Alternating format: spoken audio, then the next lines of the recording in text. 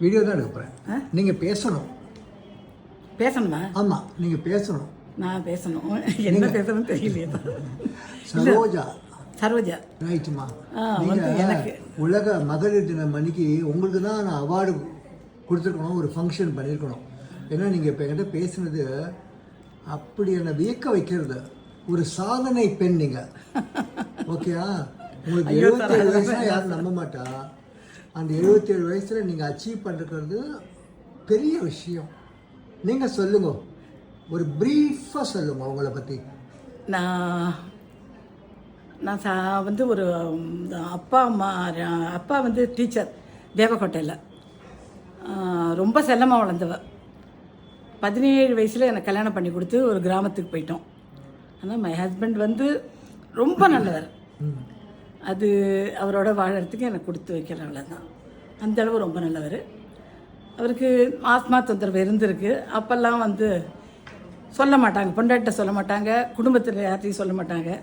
அதை மறைச்சி வச்சு சாதாரண டேப்லெட் எதுவும் சாப்பிட்டு அது ஹார்ட் அட்டாக்கை வந்து அவருக்கு வந்து 42 வயசில் அவர் இறந்து போயிட்டார். அவர் இறந்ததுக்கப்புறம் என்ன செய்யுதுன்னு தெரியும். அவருடைய காலடியிலேயே நடந்துட்டு இருந்தேன். ரொம்ப நல்ல ரிச்சா என்னை வச்சுட்டு இருந்தார். அவர் 42, உங்களுக்கு அப்போ என்ன வயசு? அவருக்கு 42னா எனக்கு 38. இல்லை 46 அவர் போனார். எனக்கு 38 வயசு. ஓகே. எனக்கும் அவருக்கு 8 வயசு வித்தியாசம். ஓகே. வந்து என்ன செய்யறதுன்னே தெரியல. சரி நம்ம செத்து போயிடுவோம்னு சொல்லிட்டு தூக்கெல்லாம் போட்டுக்க என்னென்னவோ பண்ணி பார்த்தேன். வேலை செய்கிறவங்கலாம் அந்த இதெல்லாம் இது பண்ணிட்டு என்ன அப்படியே இது மாதிரி பார்த்துட்டு இருந்தாங்க. அவர் அந்த காரைக்கால்லேயே அவர் வந்து ரொம்ப ஃபேமஸான, அவருக்கு மணிமண்டபம் கட்டியிருக்காங்க. அந்தளவு அங்கே இருக்கிற அந்த நாஜிம் அந்த இவங்க எல்லாருமே எங்கள் ஸ்டூடெண்ட்டு தான் அவங்க. அந்த மாதிரி ரொம்ப ஃபேமஸாக இருந்தவர். எனக்கு என்ன மீனை தூக்கி வெளியில் போட்ட மாதிரி இருந்தது. என்னால் என்ன பண்ண முடியும்னு எனக்கு தெரியவே இல்லை.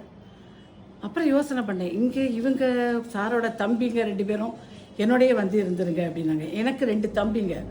ஒரு தம்பியை தான் பொண்ணு கொடுத்துருக்கேன், இன்னொரு தம்பி 2 பேரும் இங்கே வந்துருங்க. நாங்கள் யோசனை பண்ணி பார்த்தேன். இந்த பையன் 10th 11th படிக்கிறான், என்னோட பையன். சரி நம்ம இவங்க 2 பேர்கிட்ட யார்கிட்ட போனாலும் என் பிள்ளைக்கு சுதந்திரமாக நான் சாதம் எடுத்து போட முடியாது. என்னதான் அண்ணன் தம்பி அம்மா படம் எல்லோரும் நல்லவங்க தான், யாருமே கெட்டவங்க இல்லை. எல்லோரும் ரொம்ப கைண்டாக இருப்பாங்க. எனக்கு மாமியார் வீடுங்கிறது ரொம்ப பாசமான ஒரு இடம். இருந்தாலும் யோசனை பண்ணேன். ஆனால் என்ன பண்ணுறதுன்னு தெரியாமல் சரி நம்ம பொண்ணை ஒரு வழி பண்ணிட்டோம். அவளுக்கு 18 வயசுலேயே அவளுக்கு கல்யாணம் பண்ணியாச்சு. அவர் அடுத்த வருஷம் இறந்து போயிட்டார். முதல் வருஷம் பண்ணணும். என் தம்பிக்கு பேங்க்கில் வேலை கிடச்சிது. உடனே பண்ணணும்னு பிடிவாதம் பிடிச்சி பண்ணியாச்சு. சரி அவளை எப்படியோ வாழ்ந்துருவேன். இந்த பையன் 11வது தான் படிக்கிறான். அவருக்கு தன் பையனை இன்ஜினியர் படிக்க வைக்கணும்னு ரொம்ப ஆசை.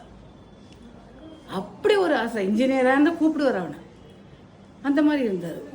அதுக்கப்புறம் என்ன பண்ணுறோன்னு அவங்க ஃப்ரெண்ட்ஸ் எல்லாம் வந்து ரொம்ப ஆசைப்பட்டாங்க. அப்போ எனக்கு அவர் வந்து அவர் குடும்பத்தையே அவர் தான் பார்த்துட்டு இருந்தார். ஸோ எனக்கு வந்து கடன் கிடையாது, பட் ஒரு வீடு தான் இருந்தது. ரொம்ப குறைச்சி தான் பணம் வரும் பேங்க்கில், அந்த அளவு தான். எப்படி இந்த பையனை நான் இன்ஜினியரிங் படிக்குவேன்? அந்த நாளில் 45,000ங்கிறது ஒரு பெரிய விஷயம். அண்ணாமலை யூனிவர்சிட்டியில் 45,000 ரூபா நீங்கள் கொடுத்தீங்கன்னா ஒன்று தரேன். அவன் அதை நல்லா வாங்க வேண்டிய ஒரு 2% எனக்கு குறைஞ்சி போயிடுச்சு. சரி முதல்ல யோசனை பண்ணேன். சரி இந்த ஒரு வீடு எல்லாருக்கும் வீடை கூட விற்றுருங்க. நாங்கள் யோசனை பண்ணேன். வீடை விற்று சக்ஸஸ் ஆனால் ஓகே. அவங்க எந்த இதுவும் தரமாட்டாங்க, ரெசிப்டும் தரமாட்டாங்க. பணத்தை கொடுத்துட்டு வந்துடணும். அவங்களாம் கூப்பிட்டா தான். எந்த ஆதாரமும் நமக்கு தெரியாது. ஜெயிச்சா நம்ம வந்து சேர்த்துட்டோன்னா ஜெயலலிதாம்பாங்க, இல்லைன்னா என்ன சொல்லுவாங்க, பொம்பளை ராஜ்யம்பாங்க. யாரை கேட்டு செஞ்சான்னு கேட்பாங்க. என்ன பண்ணுறேன், ரொம்ப கவலைப்பட்டுட்டு இருந்தேன். என் பையனை சொன்னால் வேண்டாமா நான் வந்து கெமிஸ்ட்ரி படிக்கிறேன்னு சொல்லிட்டு அங்கேயே அண்ணாமலை யூனிவர்சிட்டியில் கெமிஸ்ட்ரி படித்தான். கெமிஸ்ட்ரியில் படித்தவொன்னே அப்புறம் எல்லோரும் தான் சொன்னாங்க, ரொம்ப அவரோட ஆசை, அதை நீங்கள் நிறைவேற்றி தான் ஆகணும், எதானு பண்ணுங்க அப்படின்னு சொன்னோடனே இவனும் வந்து நான் வந்து அப்போ வந்து சீலிப் படிக்கிறேன். SSLC அப்போ வந்து 11th தான் படிச்சிருக்கேன் கல்யாணத்துக்கு முன்னாடி. சீலிப்பு வந்து சர்டிஃபிகேட் கோர்ஸ் இன் லைப்ரரி சயின்ஸு. நான் 3 மாதம் நீ படிக்கணும், படித்தாதான் உனக்கு வந்து பர்மனெண்ட்டு, இல்லைன்னா எந்த நேரமும் வேலையை விட்டு தூக்கிடணும் அப்படின்னு சொல்லியிருந்தாங்க.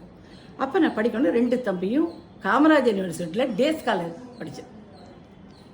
அங்கே போய் இருந்துட்டு ஹாஸ்டலில் தங்கி எப்படி 21 வருஷம் வாழ்ந்துட்டு குடும்பத்தில் இருந்துட்டு அதுக்கப்புறம் நான் டேஸ் ஸ்காலராக போய் படித்தேன் 3 மாதம் 3 மாதம் படித்து அதில் ஃபஸ்ட் கிளாஸ் பாஸ் பண்ணேன்.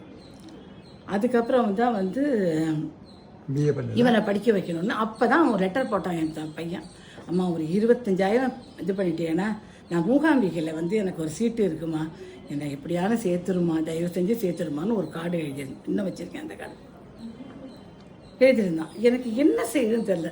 சரி இதோ கொஞ்சம் நகை இருக்குது அதை விற்றுருவோம் அப்படின்னு சொல்லிட்டு ஒரு முத்து மாலை ஒத்தப்படம் சங்கிலி ஏதோ இருந்தது, அது ஒரு வளையோடி வலை எல்லாத்தையும் விற்றுட்டு 25,000 ரூபாய் எடுத்துட்டு. அப்போ 25,000ங்கிறதெல்லாம் ஒரு பெரிய விஷயம். அதை இங்கேருந்து நான் காரைக்கால்லேருந்து திருச்சி இதில் மதுரையில் போய் யூனிவர்சிட்டியில் இருக்கிற போது அந்த பணத்தை இங்கேயே வச்சு ராத்திரி பூரா தூங்கலை, திருட்டு போயிட்டா என்ன பண்ணுறது? நமக்கு ஆஸ்தியாக தான் குழந்தைய படிக்க வைக்கணும். ஒரு பயம், இவர் போன உடனே பயம் பயம் பயம் பயம் பயம், நின்னா பயம், உட்காந்தா பயம், எழுந்துட்டா பயம், அந்த மாதிரி ஒரு பயம். இல்லை எப்படி நான் வந்தேன்னா அவருடைய ஆசீர்வாதமோ இல்லை என்னுடைய கடவுளுடைய ஆசீர்வாதமோ தெரியல. நிஜமாக நான் வந்து ரொம்ப கோழை, ஆனால் எப்படி நிமிர்ந்து வந்தேங்கிறது எனக்கு அதுக்கப்புறம் பிஏ படித்து பிஎல்எஸ்சி படித்தாதான் ப்ரொமோஷன். எம்எல்எஸ்சி படித்து ஒரு சப்ஜெக்ட் போய் எடுத்து திருப்பி எழுதுறேன்னு எழுதக்கூடாதுன்ட்டு அப்போ கண்டு ப்ராப்ளமாக இருந்தது. போருமா ஒன்றும் வேண்டாம், நான் நல்லா இருக்கேன். இப்போ இருக்கு பயங்கர கட்சி லேடி, நீங்கள் சும்மா சொல்லக்கூடாது.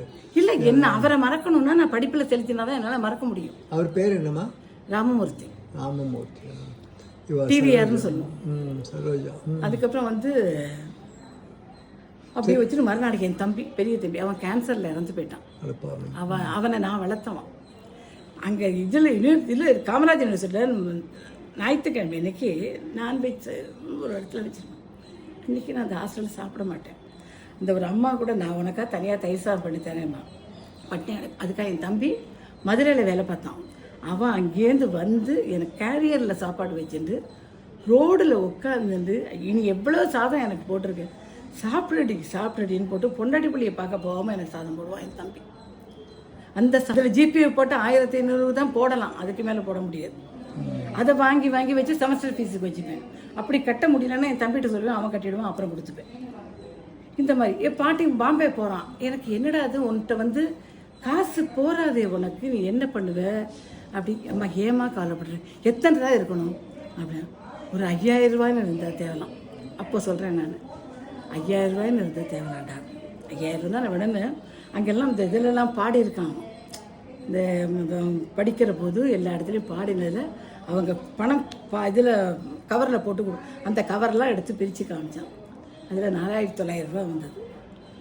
பாடி நல்லதான்னு சொல்லிட்டு அதோட பாம்பே போனால் கடைசியில் அதில் இது பண்ணாமல் வந்து ரோல்டா இண்டியா லிமிட்டடுங்கிற கம்பெனிக்கு. ஆமாம், இப்போ இது தொடர்கதையாக போயிட்டு இருக்குது.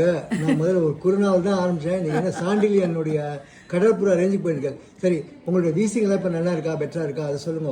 நல்லா இருக்குதா? ரொம்ப வீசிங்கெல்லாம் இல்லை எனக்கு. ஆனால் வந்து இதும்போது போன வாட்டி வந்த உடனே கொஞ்சம் பயந்துட்டேன் அங்கே. ஆனால் பயங்கர குளிர் நிறையா இருந்தது. குளிர் போன உடனே சரியாயிடுது. அதனால தான் வந்து உங்கள்கிட்ட அதுவே காமிக்கணும்னு நினச்சேன். அப்புறம் இங்கே வந்தோடனே ரொம்ப பிரைட்டாக இருந்துட்டேன். Very good very good. நீங்கள் லடாக்லாம் போகலாம், சூப்பராக என்ஜாய் பண்ணிட்டு வாங்கம்மா, நல்லா என்ஜாய் பண்ணிட்டு வாங்க. ரொம்ப சந்தோஷம் உங்களை பார்த்து, ரொம்ப மகிழ்ச்சி, ரொம்ப பாசிட்டிவாக. என்னையும் மகிழ்ச்சி. நீங்கள் இவ்வளோ தூரம் கேட்டது எனக்கும் ஒரு ரிவைண்டிங் ஆச்சு. ரொம்ப சூப்பர். நீங்கள் கதை எழுத போகலாம் ஆக்சுவலாக. ஓகேப்பா, ரொம்ப தேங்க்ஸ்.